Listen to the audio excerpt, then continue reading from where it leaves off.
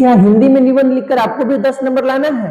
तो एकदम सही वीडियो आप लोग देख रहे हैं। आज हम लोग देखने वाले हैं निबंध, और निबंध का देखेंगे फॉर्मेट कि निबंध लिखा कैसे जाता है। निबंध लिखने के लिए कहिएगा तो बहुत सारे बच्चे लिख देते हैं निबंध, लेकिन वो एक सही फॉर्मेट में नहीं लिख पाते हैं, सही स्टेप बाय स्टेप नहीं दर्शा पाते हैं, जिससे उनका मार्क्स कट जाता है। तो आज उसी का हम सॉल्यूशन लेकर आए हुए हैं आप लोगों के लिए। जो निबंध दिखाएंगे वो भी बहुत इंपॉर्टेंट है, लेकिन आज हम लोग फॉर्मेट पे भी चर्चा करने वाले हैं कि निबंध लिखा कैसे जाता है। ठीक है, तो चलिए देखते हैं। ये हमने प्रदूषण पर निबंध लिखा है, जो कि ये आप लोगों के लिए भी बहुत इंपॉर्टेंट है। ठीक है, और इसको लिखना कैसे है? जब हम लोग अपना पेपर करेंगे बोर्ड में, जब एग्जाम हॉल में हम लोग अपना पेपर करेंगे, तो जब निबंध आएगा, मान लीजिए प्रदूषण पर निबंध आ गया, तो इसको लिखेंगे कैसे? तो ऊपर जो हेडिंग मारेंगे प्रदूषण पर निबंध, वो ब्लैक पेन से और नीचे अंडरलाइन करके बहुत अच्छा से सजाएंगे। फिर उसके नीचे लिखेंगे रूपरेखा, और रूपरेखा और हम लोग बताएंगे कि हम अपने पूरे निबंध में क्या क्या लिखने वाले हैं, और उस रूपरेखा के अंतर्गत हम लोग बता देंगे कि हम लोग ये चीज लिखने वाले हैं। तो देखिए रूपरेखा में जैसे लिखा हुआ है प्रस्तावना, प्रदूषण का अर्थ, प्रदूषण के प्रकार, है ना, प्रदूषण के कारण, प्रदूषण के दुष्परिणाम, प्रदूषण से बचाव के उपाय और उपसंहार, इतना हम लोग रूपरेखा में बता देंगे। और इसी को हम लोग क्या चीज अपने निबंध में लिखेंगे। अब देखिए यहाँ पे एक स्टेप बनाएंगे, पॉइंट देंगे, फिर प्रस्तावना ब्लैक पेन से लिखेंगे, नीचे अंडरलाइन मारेंगे, और ये सब ब्लू पेन से लिखेंगे। अब प्रस्तावना में लिखेंगे, आज का युग विज्ञान और औद्योगिकरण का युग है।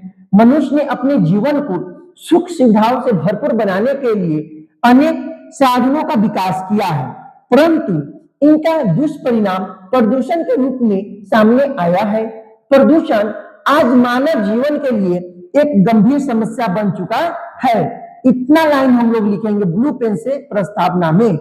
फिर लिखेंगे प्रदूषण का अर्थ में लिखेंगे प्रदूषण का अर्थ। अब इसका भी हम लोग एक पॉइंट बनाएंगे, है ना, इसको भी ब्लैक पेन से लिखेंगे, इसको भी एकदम अच्छा से जाएंगे। फिर ब्लू पेन से लिखेंगे, जब हमारे चारों ओर का वातावरण जैसे वायु, जल और भूमि दूषित हो जाता है, तब उसे प्रदूषण कहते हैं।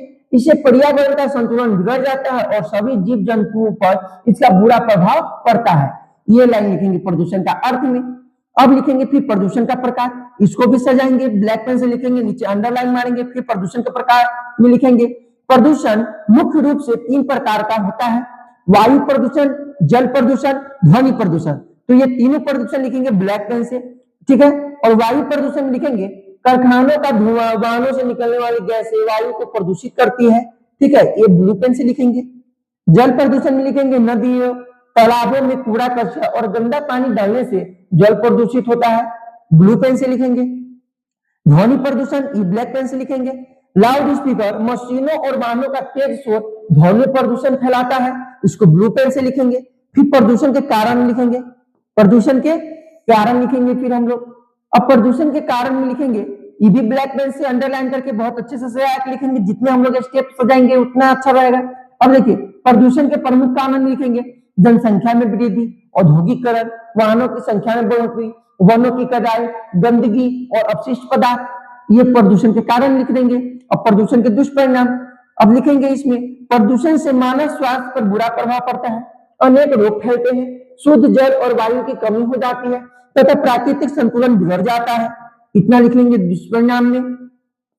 अब फिर लिखेंगे प्रदूषण से बचाव के उपाय, प्रदूषण से बचाव के उपाय, इसको भी सजाएंगे अच्छा से, अंडरलाइन करेंगे, ब्लैक पेन से लिखेंगे। फिर लिखेंगे अधिक से अधिक पेड़ लगाना, स्वच्छ ऊर्जा का उपयोग, कचरे का सही निपटान, वाहनों का सीमित प्रयोग, पर्यावरण के प्रति जागरूकता फैलाना, ये ब्लू पेन से लिखेंगे एकदम अच्छे से। फिर लिखेंगे लास्ट उपसंहार, उपसंहार में लिखेंगे प्रदूषण एक गंभीर समस्या है, यदि हम समय रहते इसे नहीं रोकेंगे तो भविष्य अंधकारमय हो जाएगा, इसलिए हम सभी को मिलकर प्रदूषण को रोकने का संकल्प लेना चाहिए। इतना हम लोग लिखेंगे। अगर इतना हम लोग बहुत अच्छे से प्रैक्टिस कर लेते हैं, स्टेप बाय स्टेप एकदम फॉर्मेट लिखने का हम लोग का जो तरीका रहेगा, अगर ऐसा रहेगा तो एग्जामिनर आप लोगों के कॉपी से 1 नंबर भी नहीं काट सकता है। ठीक है, तो आप लोग इसको भी प्रैक्टिस कर लीजिएगा, ये बहुत इंपॉर्टेंट भी है आप लोगों के लिए। और डेली हम एक एक निबंध लेकर आते रहेंगे आप लोगों के लिए एग्जाम तक। ठीक है।